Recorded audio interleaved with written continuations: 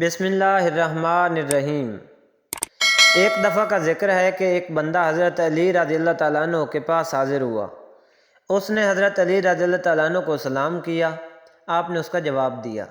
وہ شخص کہنے لگا، اے علی، وہ کون سے گناہ ہیں جس کے کرنے سے ہمارے رزق میں کمی آ جاتی ہے؟ اس شخص کی بات سن کر حضرت علی نے ایک حدیث پاک بیان کرتے ہوئے فرمایا، وہ 5 ایسے گناہ ہیں جو بندے کے کرنے سے اللہ تعالیٰ اس کے رزق میں کمی کے ساتھ ساتھ اس کو دنیا و آخرت کا عذاب بھی دیتا ہے۔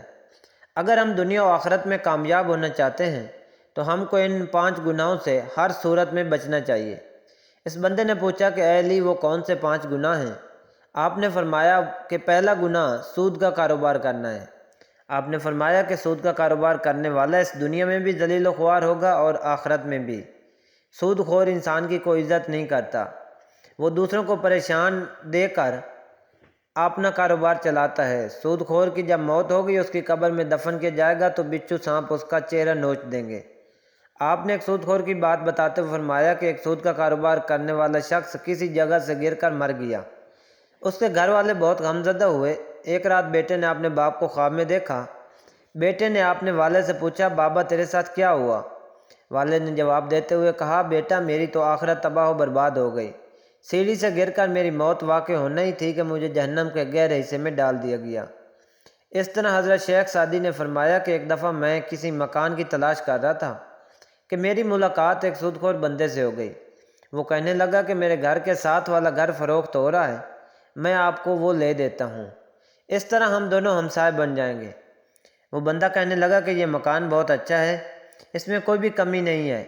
شیخ سعدی نے فرمایا کہ اے بے وقوف بندے، مجھے تو اس میں کمی ہی کمی نظر آ رہی ہے کہ میں ایک سود خور کا ہمسایہ بن جاؤں۔ آپ نے فرمایا، دوسرا بڑا گناہ یہ ہے کہ کسی کی بیٹی پر کوئی تہمت لگانا۔ اللہ تعالیٰ کا فرمان ہے کہ جو کوئی نیک عورت پر تہمت لگاتا ہے اس کی دنیا و آخرت تباہ و برباد ہو جاتی ہے۔ اگر تم چاہتے ہو کہ اللہ تعالیٰ تمہیں دنیا و آخرت میں بہتر صلہ دے تو کبھی بھی کسی کی جوان بیٹی پر تہمت مت لگانا۔ اگر تم کسی کی بیٹی پر آج تہمت لگاتے ہو تو وہ گھوم پھیر کے کل تیرے سامنے ہی آئے گی۔ تیسرا گناہ یہ ہے کہ یتیم بچے کا مال کھانا۔ جو بندہ کسی یتیم بندے کا مال کھاتا ہے تو اللہ اس کے سارے نیک اعمال ختم کر کے اس کو دنیا و آخرت میں رسوا کر دیتا ہے، اور جب وہ مر جاتا ہے تو اس کی اولاد کے ساتھ بھی وہی ہوتا ہے جو مرنے والے اس دنیا میں کر کے گیا تھا۔ ہمارے پیارے نبی صلی اللہ علیہ وسلم نے فرمایا کہ قیامت کے دن میں اور یتیم کی کفالت کرنے والا دونوں ایسے ہوں گے جیسے ہاتھ کی 2 انگلیاں قریب قریب ہوتی ہیں۔ چوتھا گناہ شرک کرنا ہے، اللہ تعالیٰ کے سوا کسی اور کو خدا ماننا ہے۔ اللہ تعالیٰ کا فرمان ہے کہ اگر میں چاہوں تو سارے گناہ معاف کر دوں، مگر شرک کرنے والے کو میں کبھی معاف نہیں کروں گا۔ 5واں بڑا گناہ جادو کرنا ہے۔ جو کوئی بھی کسی پر جادو ٹونا کرتا ہے کہ اس بندے کا فلاں نقصان ہو جائے تو آپ نے فرماتے ہوئے کہا کہ جادوگر کا کھانا پینا حرام ہے۔ جادوگر کے بارے میں بیان کرتے ہوئے آپ نے یہاں تک فرمایا کہ جادوگر دائرہ اسلام سے خارج ہو جاتا ہے، وہ کفر کرتا ہے۔